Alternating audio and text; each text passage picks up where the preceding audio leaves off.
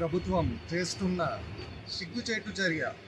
ఎన్ని కమిషన్లు రిపోర్ట్లు ఇచ్చినా మళ్ళీ కాంగ్రెస్ ప్రభుత్వం కేసీఆర్ గారి మీద బురద చల్లాలనే ఒకటే అంశంతో ముందుకెళ్తుంది.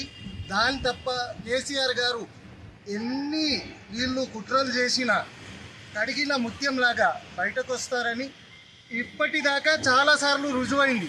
ఈసారి కూడా అలాగే రుజువవుతుంది. మన రేవంత్ రెడ్డి గారు చెప్తున్నారు మా పెద్ద అన్న మోదీ గారు అని.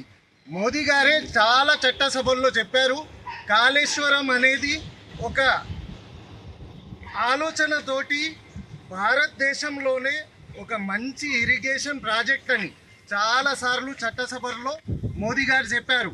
అయినా రేవంత్ రెడ్డి గారికి అర్థం అవుతలేదు. సిబిఐ ఎంక్వైరీ పెట్టారు.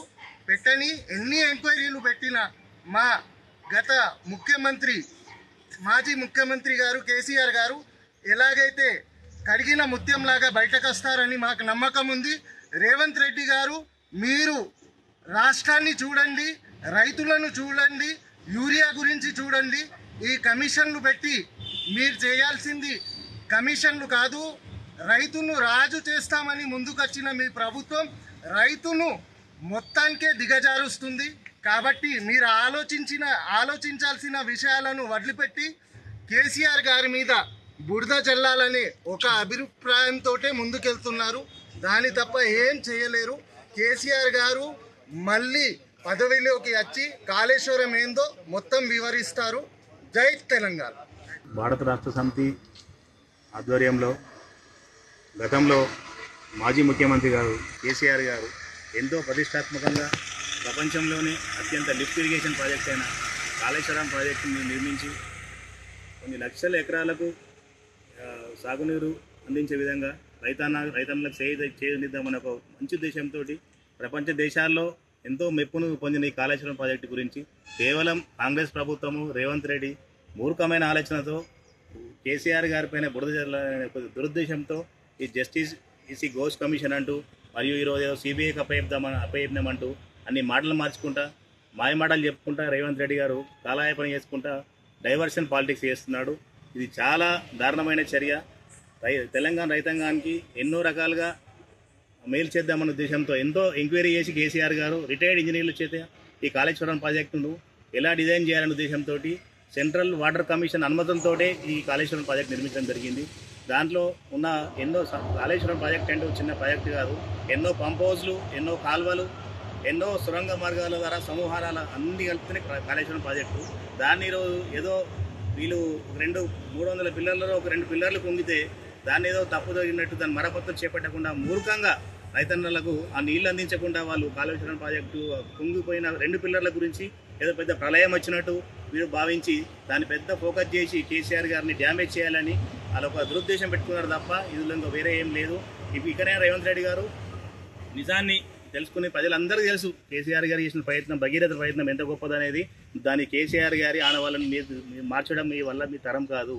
మీరు కేవలం వారి మీద బురదెల్లడానికే చేస్తున్న ప్రయత్నం తప్ప ఇంకోటి కాదు. దీని మీద పూర్తిగా మేము ఖండిస్తున్నాం. నువ్వు 650 పేజీల సిపిఐ ఘోష్ కమిషన్ రిపోర్ట్ను అసెంబ్లీలో చర్చకు పెట్టి పెద్ద పంచాయతీ పెట్టినట్టు పెట్టి నువ్వు కేరళ పోయి అక్కడ కేసీ వేణుగోపాల్ రచించిన పుస్తక వేడుకలో పాల్గొన్నావు. 650 పేజీల దాన్ని చర్చ పెట్టి ఆ పేజీలను పెట్టి ఒక అర్ధగంట కూడా టైం వేయకుండా మా టీఆర్ఎస్ పార్టీ నాయకులకు హరీష్ రావు గారికి మరియు కేటీఆర్ గారికి మాట్లాడే అవకాశం లేకుండా మైకులు కట్ చేసుకుంటా నిజాలు ఎక్కడ బయటపడతాయని చెప్పి హాఫ్ అన్ అవర్ కూడా టైం వేయకుండా మీరు దారుణమైన చర్య నిన్న మనం అసెంబ్లీలో జరిగిన సంఘటన మనం చూసి ఉంటాము. కాబట్టి మీరు కేసీఆర్ గారి యొక్క ఈ దృఢమైన సంకల్పంతో నిర్మించబడిన కాళేశ్వరం ప్రాజెక్ట్ ఎప్పటికి కూడా తెలంగాణ వరప్రదాయిని, దీన్ని ఎవరు మార్చలేరు. రాబోయే రోజుల్లో మీరు సిబిఐకి అప్పచెప్పిన చట్ట న్యాయ వ్యవస్థ పైన మాకు పూర్తి నమ్మకం ఉంది. గతంలో ఈ 20 నెలల్లో కాంగ్రెస్ పార్టీ చేసిన ఈ పార్టీ మారిన ఎమ్మెల్యేల గురించి కావచ్చు, మరియు గతంలో జరిగిన ఇంకా కొన్ని ఇష్యూలలో సుప్రీంకోర్టుకి వెళ్ళి హైకోర్టుకి వెళ్ళి మేము చాలా కంచెగచ్చిపోలి భూముల విషయం కావచ్చు, వీటిపైన మాకు చట్టాలు కోర్టులకు సంపూర్ణమైన విశ్వాసం ఉంది. వాటిపైన మాకు ఇచ్చిన తీర్పు మమ్మల్ని చాలా ఆనందానికి మేము చేసే పోరాటాలకు మాకు ఊపునిచ్చినట్టు అయింది. కాబట్టి రాబోయే రోజుల్లో ఖచ్చితంగా మాకు న్యాయ వ్యవస్థపై నమ్మకం ఉంది. మాకు న్యాయం జరుగుతుంది. మా త్వరలోనే మళ్ళీ మా పార్టీ అధికారంలోకి వచ్చి ఇదే కాళేశ్వరం ప్రాజెక్టుని దాని మరమ్మతులు పూర్తి చేసి రైతన్నలకు యథావిధిగా నీరందించి తెలంగాణ రాష్ట్రాన్ని సస్యశ్యామలం చేస్తామని ఈ సందర్భంగా తెలియజేస్తున్నాం. అధికారంలోకి వచ్చినటువంటి కాంగ్రెస్ ప్రభుత్వం ముఖ్యమంత్రి రేవంత్ రెడ్డి ముఖ్యమంత్రిగా ప్రమాణ స్వీకారం చేసిన రోజు నుంచి ఈ దేశంలోని అత్యధిక పెద్ద ప్రాజెక్టు కాళేశ్వరం ప్రాజెక్ట్ని బద్నాం చేయడం కోసం, అదేవిధంగా మాజీ ముఖ్యమంత్రి కేసీఆర్ గారిని బద్నాం చేయడం కోసం కంకణం కట్టుకున్నట్టు మనకు స్పష్టంగా అర్థమవుతా ఉంది.